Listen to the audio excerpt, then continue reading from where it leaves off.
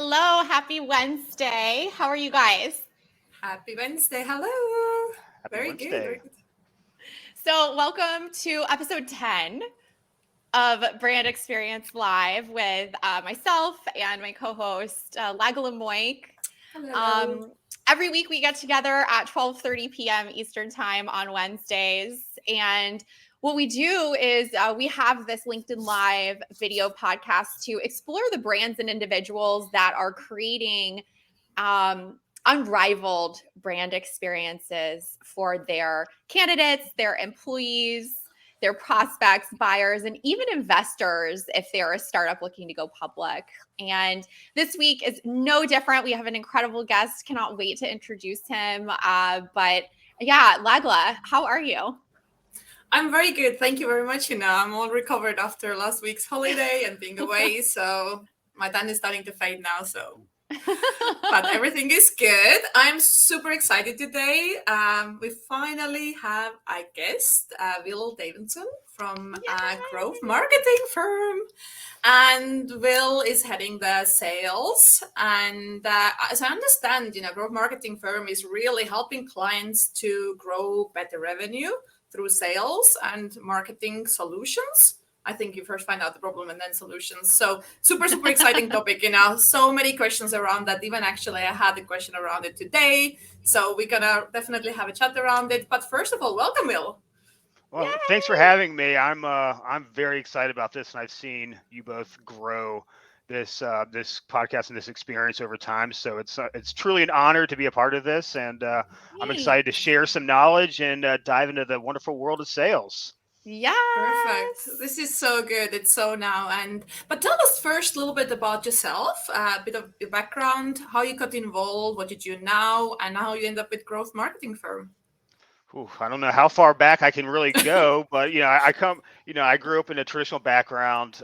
Family was in the advertising business and billboards, so I grew up in kind of around my mom and dad being in sales roles and growing, scaling business, and took a traditional approach. Went to college, and after college, I took the non-traditional approach and decided I was going to be the next big chef and moved to New York City. Oh my gosh. Went to culinary school, and then I Wow. realized that was not my calling in life. So luckily, I kind of had that aha moment, like we say here at Growth, and kind of came back and got back into another billboard company with my father, and then got into the agency world, working with some consumer brands and some fun entertainment, hospitality, restaurants, and it just wasn't really kind of like my calling. I wanted the ability to work with like large scaling, more of like a B2B opportunity. Yeah. I couldn't find that ability, and luckily, my dear friend and boss and agency owner Chris, who I've been friends with for almost 20 years,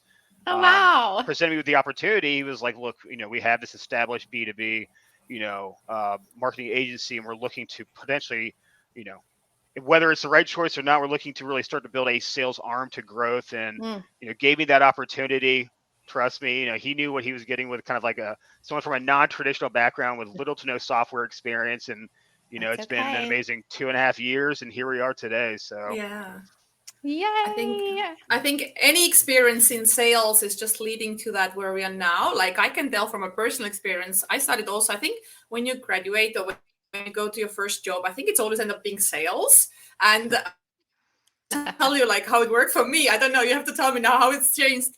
But I went to the client and I said, I have no clue what to tell you, but please buy my product, because I want to earn commission, And they looked at me and said, okay, very straightforward, So let's work around it. So tell us, how has this sort of like a sales world changed since you started, obviously, with billboards and where you're now?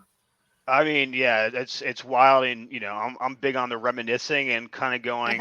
When I was, my first couple of sales roles, it was more of like a direct sales role where all you Yep. cared about was just number. Yeah, hitting numbers is great, obviously, but the sales kind of approach back then was like with billboards, like, so I'm going to sell you this billboard. Yeah. It's like kind Yeah. of like, sell me this billboard, and if you don't buy it, someone else will. And Yep. it wasn't about like the buyer experience and like taking like what these potential clients needed from us. It was just like, hey, I just need to sell billboards and make money. And where it's evolved today, it's all about really taking the time, especially working with like established, even larger companies where you want to Yeah. spend a lot more time on pinpointing what their biggest pain points are, whether it's just like lack Yeah. of leads or revenue, or if it's internal ops, or goals. If it's like, look, we're looking to expand this company tenfold over 10 years, or we're looking to be acquired. We need to set ourselves up for acquisition. And, so it's more of like a comprehensive strategy before you get into the sale. So That's so funny. I could totally relate to that. Like I started out my career in direct sales, except I was going business to business outside, knocking on the business doors, walking in and selling office supplies. Like, here, buy a ream of paper for $12.99.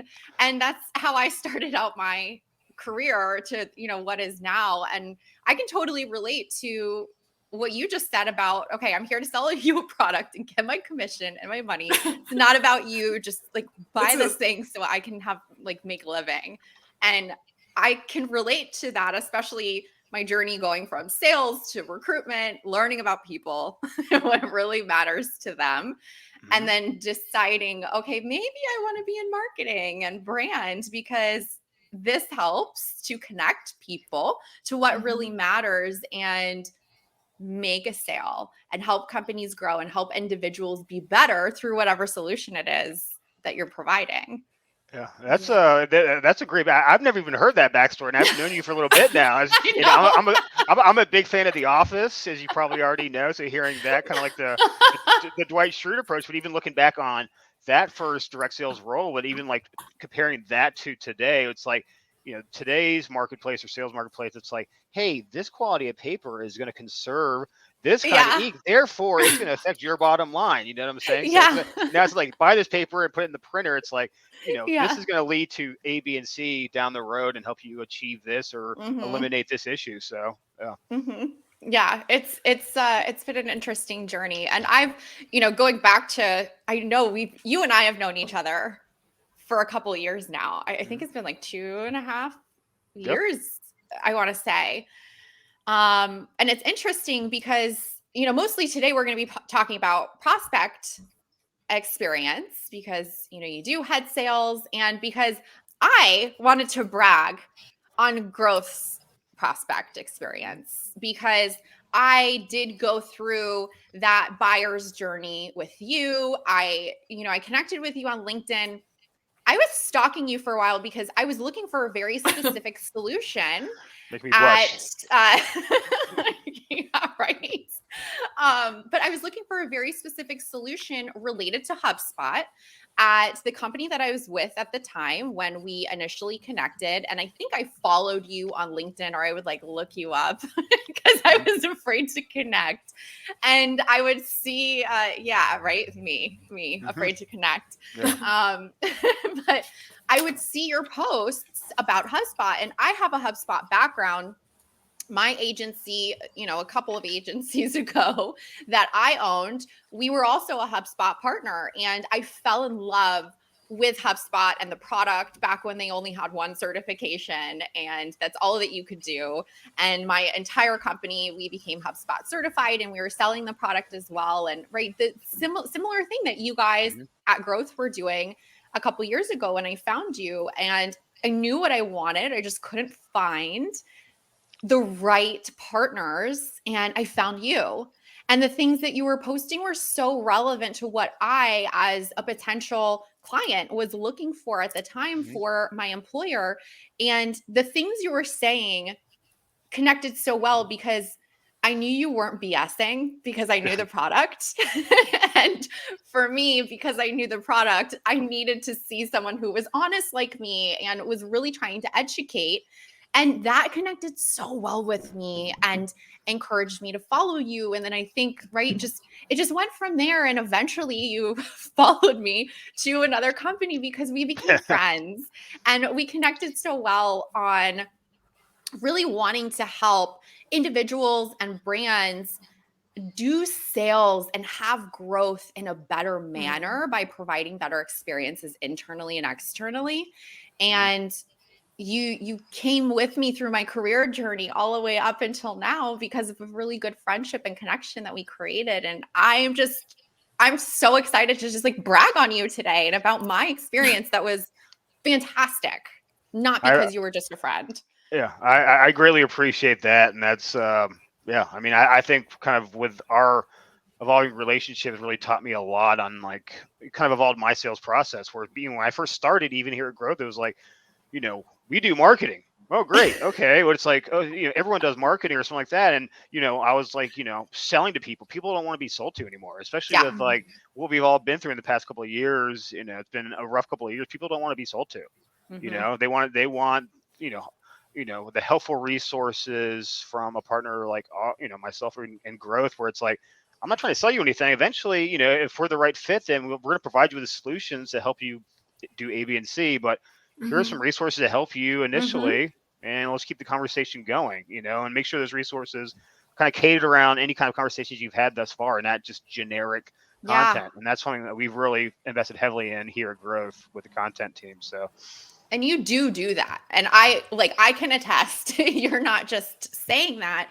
You do that. You provided me with the resources that I needed to educate my team and where I was at, previous employers following me with, right, they had different needs, but you did provide those resources for me to have a stronger sale, even for myself, of I need this to help support me and my department and what I'm doing to create this company better. And this company is investing, growth marketing firm is investing their time in helping me to be better so that I can give you what you need. And for me, that was huge because you were making me look better. And I was like, yes, I want to work with this company. I don't care where I am because they're doing their best to make me look good. That's the goal. And then I guess in the HubSpot kind of lingo, you are and we're considered what we call like the champion. It's like Ashley gets it. She's team growth, so we are going to provide her. And that's kind of where, not to go off topic, that's where like sales enablement comes in internally. It's like the resources people need to, sell and market better, which we were kind of in, now that I look back on it, kind of almost like enabling you to go back to the members of the team and like, growth is amazing, and this is why. It's not like, because they sent me a bunch of, generic stuff. It's like they're providing me with like the exact things that I need and the things I need to go in front of you and say, this is why we need to continue working with growth, et cetera, et cetera. So. Yeah. So my question is now, obviously, I think companies now and businesses are more open to obviously asking for help externally, because I think it's just sort of like really good to get perspective from outside, because sometimes we get so stuck with our own strategies and the viewpoints, so we miss out where we go wrong and we kind of go around the circle. So how open are the businesses nowadays to kind of, I just want to do from your point of view to say, listen, I'm really struggling XYZ, maybe I'm lacking obviously in attracting the right clientele or prospects and leads. How you seen the trend changing now in terms of like business reaching out? That's incredible. Yeah, it's we've seen things kind of go like evolve from like outbound. Like we're gonna put our message in front of these people, even if it's the right person. Yeah, we still have that component, but now it's like people are coming to us because the evolution of like software, sales and marketing and service and CMS software has become like at the top of the game for companies that are looking to scale, and we've worked with a lot of very established companies that were so stuck in like the old way, where it was not only just because, I mean, I have these conversations on a daily basis, and honestly, at this point now, it's like we provide like real case scenarios, almost like a case study on a phone call. It's like I've worked with a company that was working off Excel sheets, and they're like, well, our competitor is, has assumed this part of the market share. And I'm like, well, let me tell you why, click. Wow. They're utilizing sales and marketing automation software and modern trends and approaches, and now it's like, it's all about kind of almost being like that shoulder where it's like, people will say, they're almost embarrassed where it's like, we don't have any software. We have hundreds of thousands of contacts on a spreadsheet. It's okay. Trust me, like, and that's don't be so risky. It's so risky to do that. And I mean, I can't tell you how many clients or previous employers that I have worked with personally, where when I go in to head, marketing or brand, the first thing I do is I say, where is all of our data? How is it housed? How is it organized? Because I, leading brand and marketing, I'm not going to be able to help you effectively for long-term growth if our data is not housed and organized in the right manner, and if we're not gathering the right things that we need in order to help those leads or help those current clients and customers that we're serving. What information are we taking down? It's more companies than imaginable are still on Excel and Google spreadsheets. Yep. But what you see the trend, is it more like a smaller company still using obviously the spreadsheet CRM system, or is it more like actually they are more open-minded and the big companies is like a little bit more like, oh, we have in-house solutions, we don't need it, how do you find, is it like who are more open? Honestly, it's a combination of both. It's like people are getting their start. They might have a little more experience and been following a lot of the sales and marketing trends, so they're aware of like you need some kind of data capture or CRM driven solutions to grow a business, or as established companies that have, it's funny, not to go back off topic, but Chris, our agency owner, a long time ago on one of the campaigns that we were doing was working with large companies that were working with outdated software.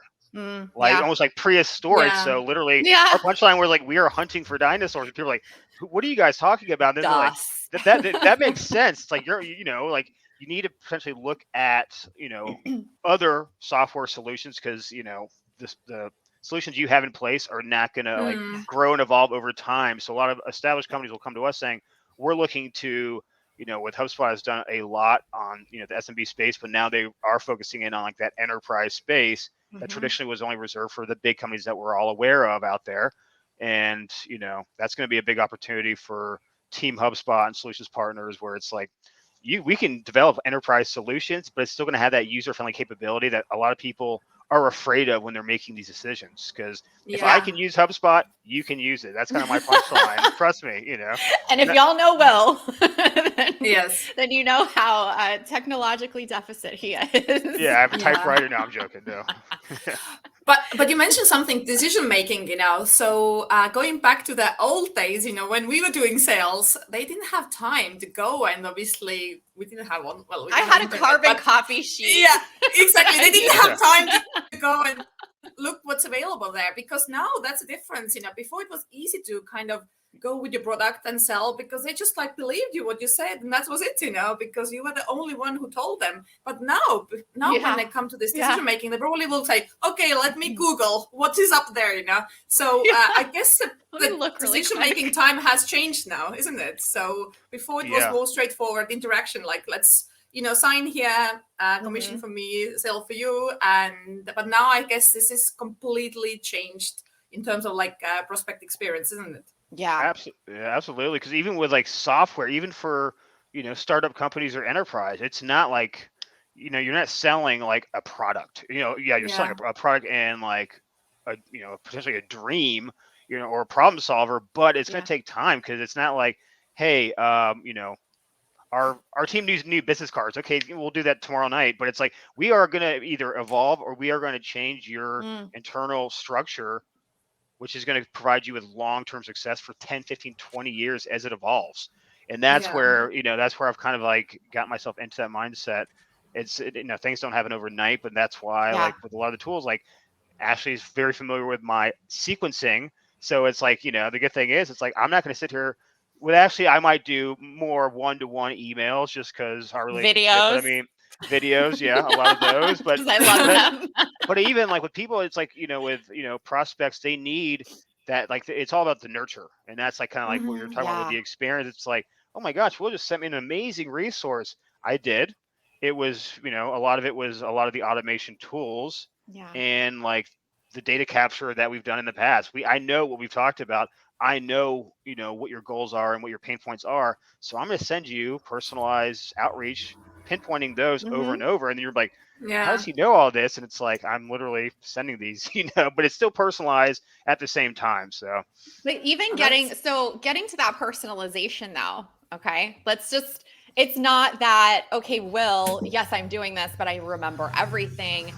There is immense power in CRM and the right CRM for your business. And I know as, growth marketing firm, you guys are platinum, right? Mhm. Platinum HubSpot Mm. agency Wow. partner, which is Yeah, amazing. we're chasing the diamond. Diamond is everyone's best friend. That's the way.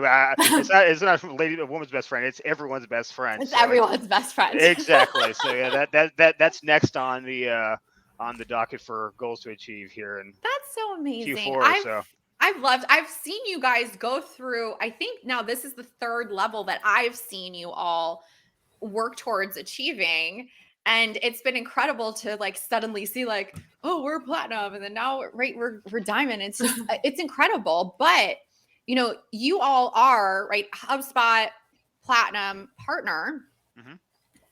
So you not only sell the platform or you help to optimize for your clients, but you are using it.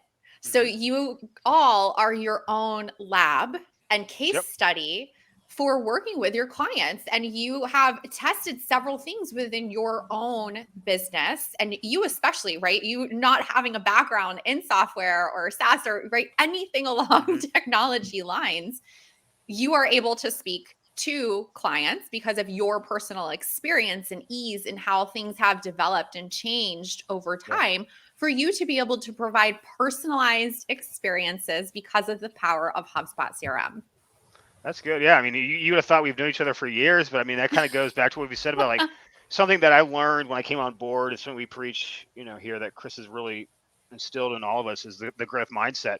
And if people make mistakes, it's going to happen. And you Yeah. don't get embarrassed or freak out over it. It's like take those mistakes and carry those with you. Find the solution to those mistakes, and that's where I've seen my success a lot is, being like kind of like the real life case scenario where it's like Yeah. when I'm working along with the HubSpot team, where they're providing the like service based selling and me providing value. It's like, hey, like I know your team doesn't have a lot of experience, nor do I, or I can kind of get into like where I've seen a lot of my successes and things I've run into.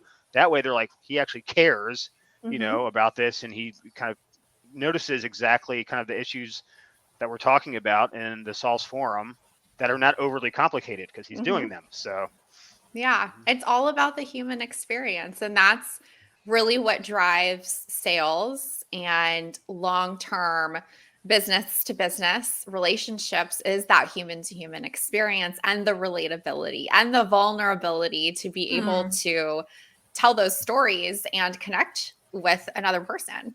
I think yeah, that's so Yeah. important and relevant. Exactly. And I feel like this is a stage where DNA where we live is that buyers actually they cover all the sales process. So be a little bit more maybe step back and listen to your Yeah. prospects and see Yeah. what they say, what they really want and desire, and just be Mhm. flexible and obviously mold the product and service around that. Even if it's the same core thing, just changing few things, can help a lot. yeah. So So yes, something I learned from, and I've done all the HubSpot boot camps.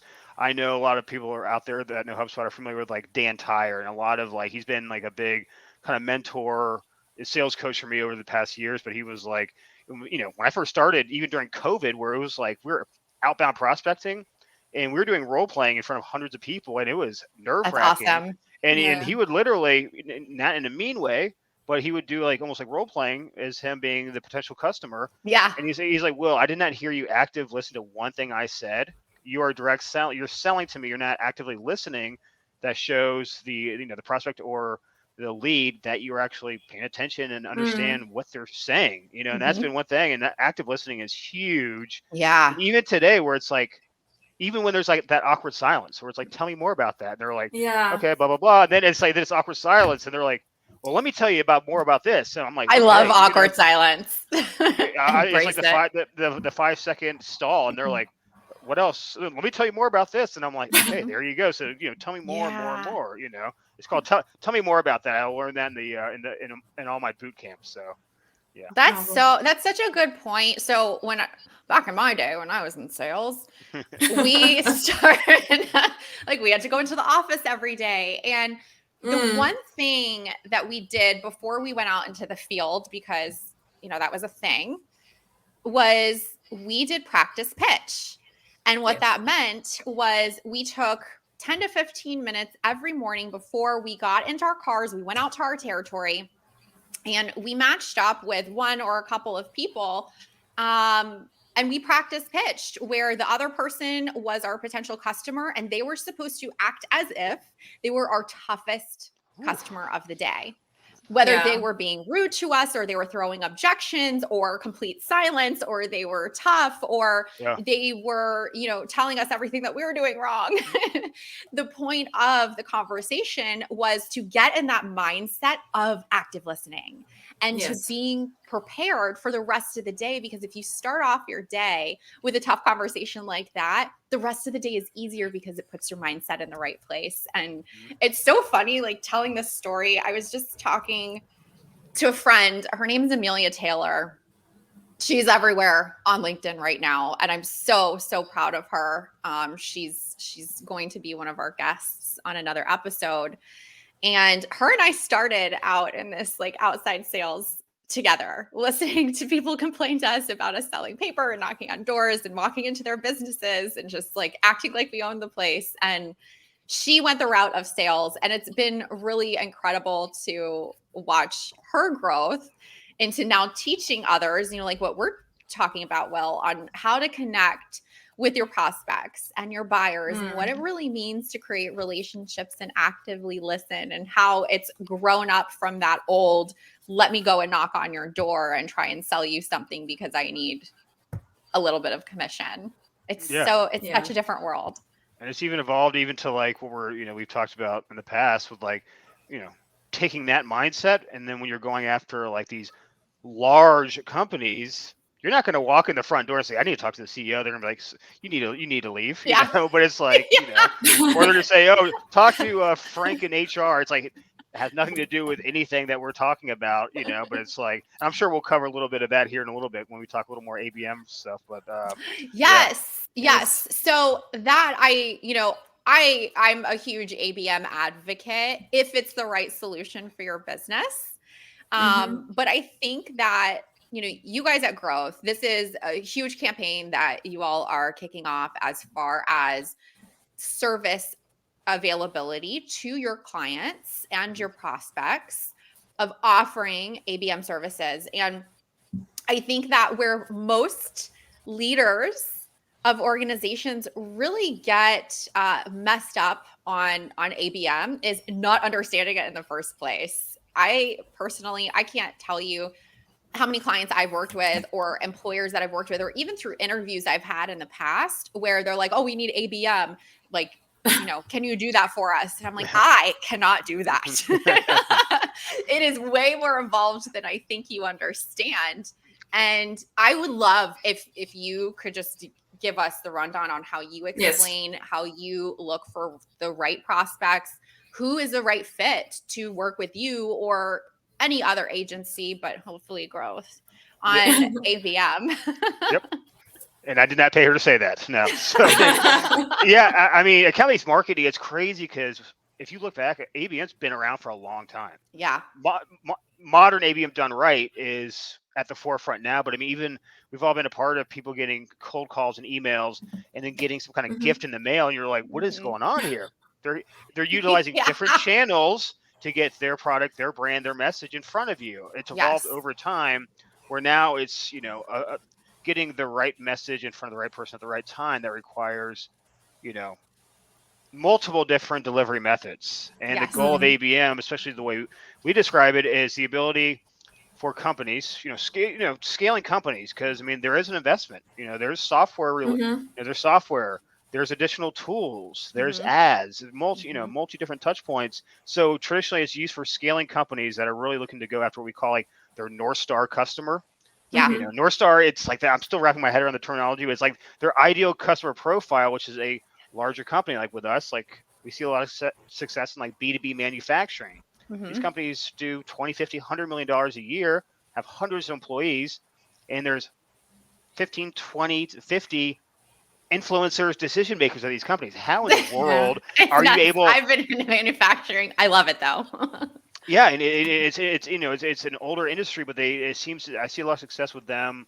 Yeah. SaaS professional services, but the main issue people run into is they try to do ABM internally. They don't take the time to develop that strategy, pinpoint who that ideal customer profile is, and who the influencers at those companies are, Yeah. i.e., list Mm. building. Because we have a lot of, am I allowed to share some of like our partners, like our tech partners with this? Like, companies like Apollo, to find these companies, make sure they fit certain criteria and find those people.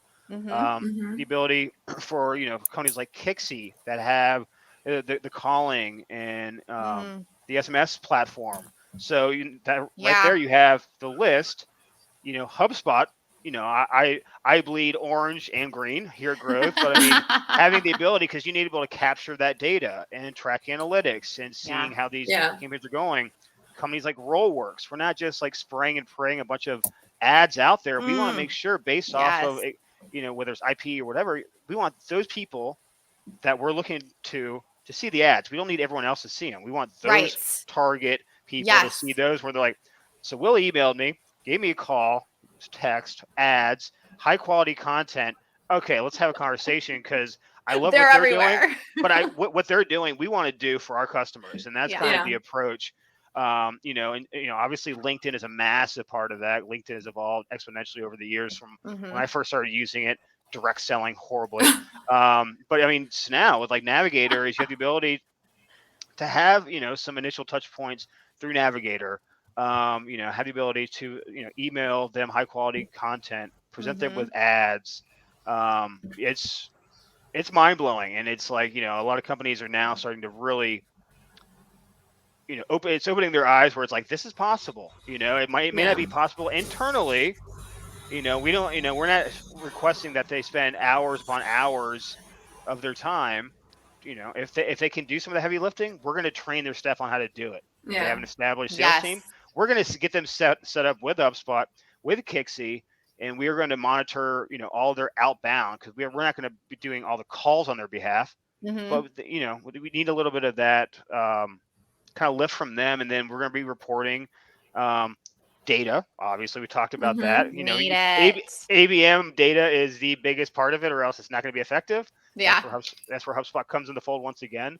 But I'm really seeing Q4. A lot of companies are really starting to lay the groundwork for next year moving forward, Good. and I see Mm. ABM absolutely taking over, and that's going to be kind of our primary focus, because it gives the large companies the ability to really go after these customers and not break their backs making 1,000 Mm-hmm. calls and a bunch of random emails and ineffective ROI on ad campaigns, things like that. So sorry, yeah, ABM, I'm very passionate about it, and that's something that we are on the ABM train, so we talk about it on a daily basis. So sometimes I can really over I talk it. I love it. And I love the way that you explained it all, because Mm. when you really think about it, and what Lagla and I believe in and push, is that you should be focused on those who are of value to you, and vice Yeah. versa, the most, right? Yeah. So understanding your own brand, what your values, your mission, your passions, your whys,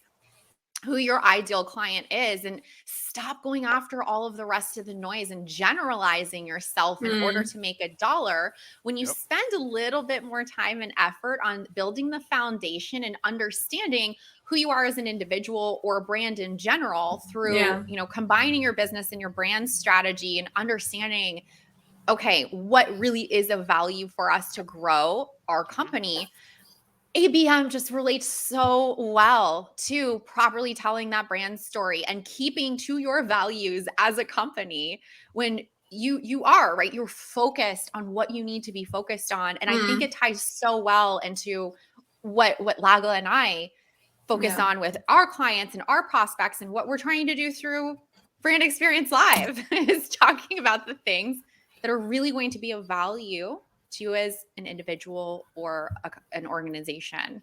Mhm. Yeah.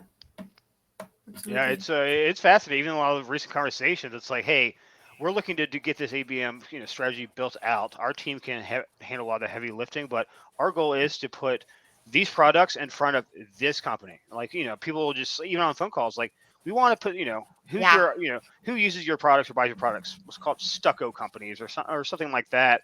We're looking to work with stucco companies this size, North America, and within it's like there's actually 4,000 companies with Oh, 8,500 influencers at those companies, and they're like, wow, I never thought about that. It's Yeah. almost like utilizing like the modern day yellow pages and just Googling all day long. It's like the Uh-huh. software is there. And then a lot of people are like, because with us, we invest heavily into like our relationships with these software companies. It's not just like any random ones, but it's like the Yeah. ones that we are going to be part of this, Yes. and that's why we're positioning ourselves as like, HubSpot first, but really building these partnerships with Rollworks and LinkedIn and Brand Gen and like those. And it's like, because people, the biggest thing is like, how do we do this?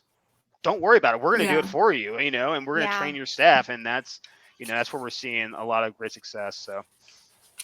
Well, we love that. Oh my God. I know. Yeah. Oh my God. But guys, just we could talk with Will forever. This is such a hot topic. I could. But before I do. I have a quick question before we go, because I think what can we do? What can do any business or any personal brand or anything at the moment in this kind of climate?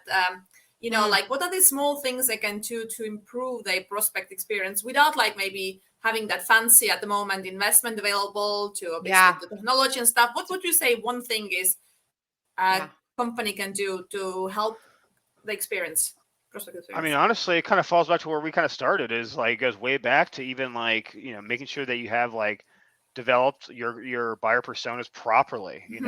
I think that's, and that's where we really started our climb with like a discovery and strategy. People are like, tell me about your persona.